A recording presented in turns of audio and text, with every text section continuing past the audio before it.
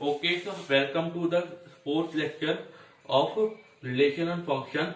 In this video, we discuss about how to find range of any kind of function. In the previous video, we discussed about the domain. So don't forget to watch the previous video. उस video का link आपको आई button पर click करके मिल जाएगा. So let's start today video.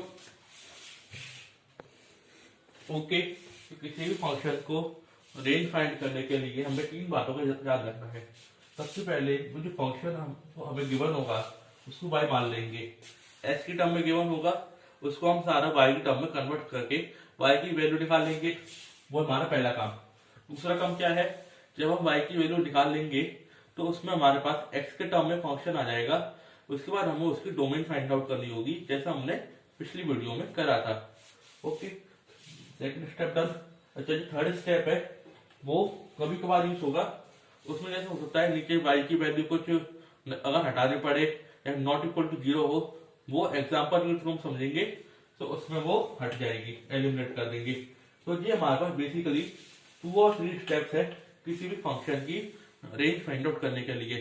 Range find out करने के लिए सबसे पहले हमें डोमेन का जो क्लियर कट आइडिया होना जरूरी है. तो इसलिए आप पहले मेरी डोमेन वाली वीडियो देख के आए फिर इसी वीडियो पे आए, आपको इस पर ज्यादा बेनिफिट होगा. सबसे पहले इसमें एग्जांपल देखते हैं. ओके, तो जो हमारे पास एग्जांपल आता है, ये वाला जो क्वेश्चन है ये बेस का पुराना क्वेश्चन है. आइए इसको देखते हैं. सबसे पहला स्टेप ये है कि इसको y पुट कर दो. y पुट कर दिया.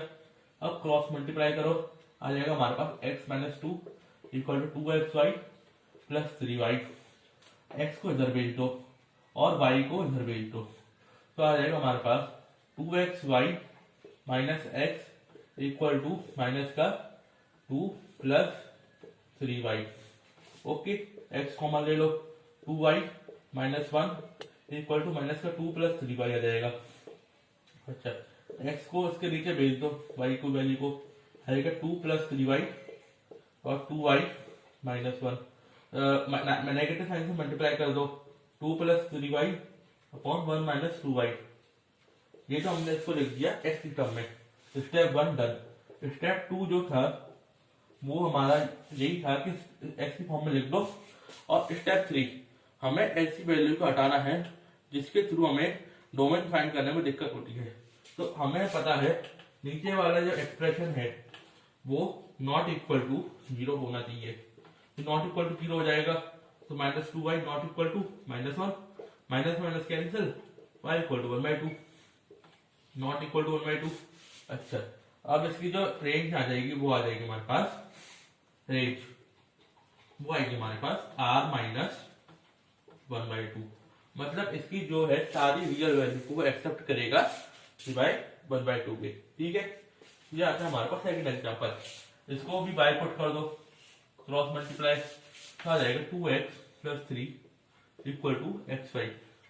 अच्छा, अब इसको इधर भेज दो, xy minus 2x equal to 3. x common ले लो, y minus 2 equal to 3. x क्या आएगा हमारे पास 3 अपॉन y माइनस 2. सिमिलरली नीचे वाली वैल्यू हमेशा नॉट इक्वल टू 0 होती है, तो y नॉट इक्वल टू 0. तो इसकी जो रेंज आ जाएगी वो आएगी हमारे पास r माइनस √2. पहला सिंपल सवाल पहले तरह नोट करो. ओके, तो हम कुछ रूट वाले क्वेश्चन करेंगे. सिमिलरली इसको भी y मान लेंगे, square in both the side कर देंगे, तो आ जाएगा हमारे पास x minus 2 equal to Y square और x equal to Y square plus 2.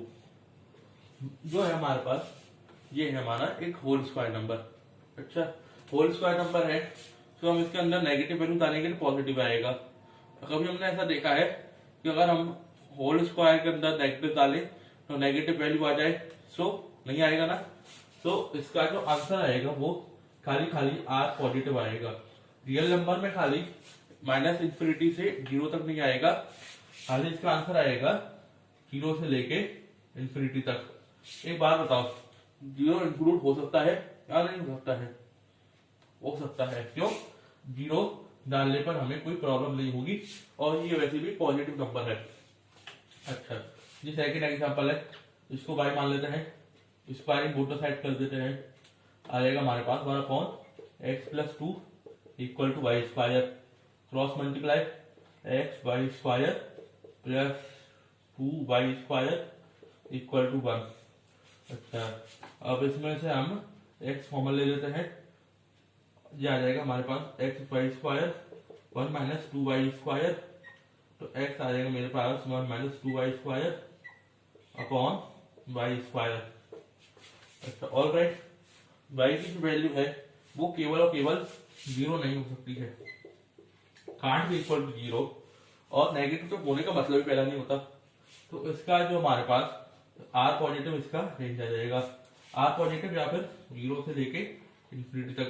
इसमें 0 इंक्लूड नहीं होगा, क्यों नहीं होगा? क्योंकि अगर 0 इंक्लूड हुआ तो वो 1/0 नॉट डिफाइंड हो जाएगा, दैट्स व्हाई 0 इंक्लूड इसमें नहीं होगा। और ये बात आप पढ़ लेना, root never accept negative value. तो अगर हम सोचें कि इसका आंसर ये आ जाए r मतलब माइनस इंफिनिटी से प्लस इंफिनिटी तक, वो गलत होगा।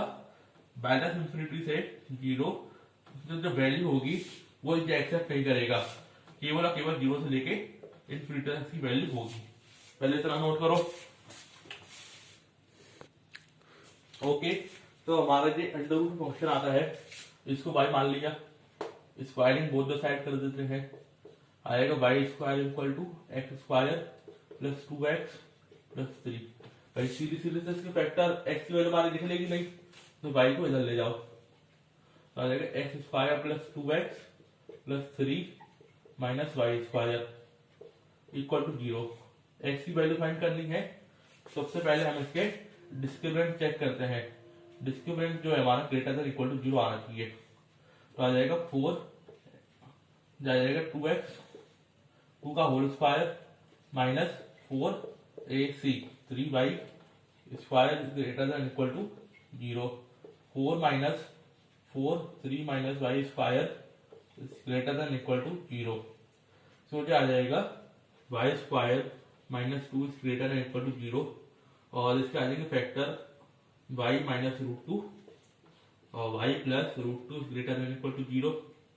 इसके बेबी का अपर लगाने के बाद इसका आंसर आएगा हमारे पास माइनस इंफिनिटी से लेकर √2 तक, है ना, क्लोज ब्रैकेट के साथ, और इसका आएगा √2 से इंफिनिटी तक।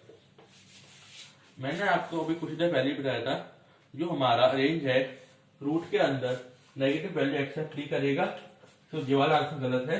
इसका आंसर आएगा केवल और केवल √2 से लेके इंफिनिटी तक। हमें एग्जाम में ये वाला ऑप्शन भी गिवन होगा, सो मेक श्योर आप ऐसी जल्दी ना करें, ये वाले याद से मार्क करके आए। अगला क्वेश्चन देखते हैं, ये हमारा fx गिवन है, इसको हमें रेंज फाइंड आउट करनी है।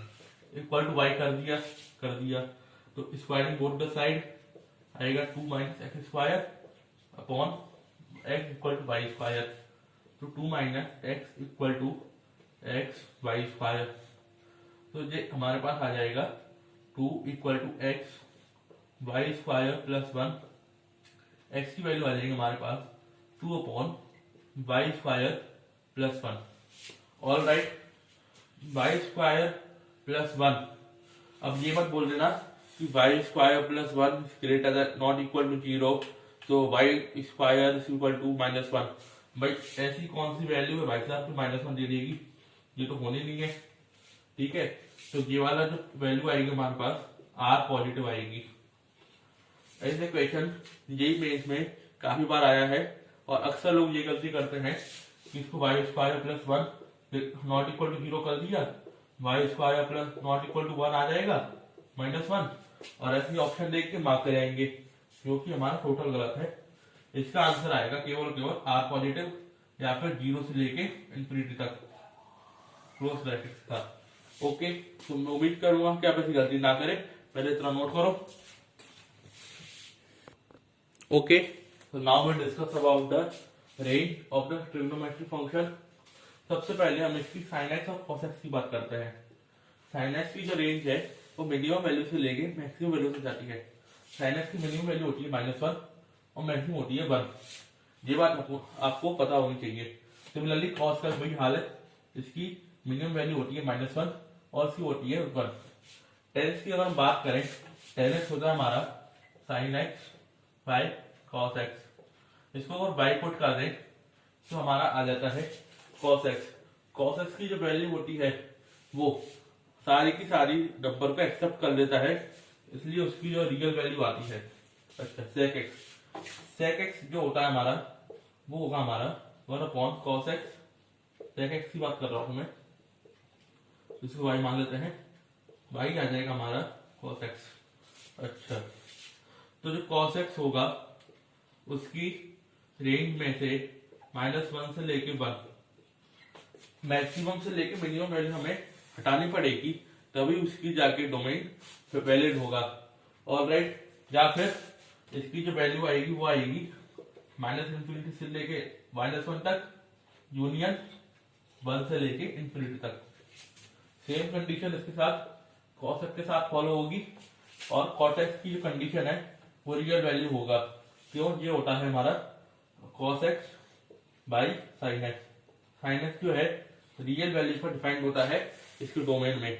आई होप जो आपको डोमेन का और रेंज का कंसेप्ट समझ में आया होगा। हालांकि क्वेश्चन इसमें थोड़े कम रह गए हैं, मैं आगे वाली वीडियोस में इसके काफी सारे जेईई मेंस के और सीबीएसई बोर्ड के प्रीवियस ईयर क्वेश्चन कराऊंगा। Make sure stay tuned and don't forget to hit the like button, subscribe to our channel and share it now. Okay, thanks for watching, bye.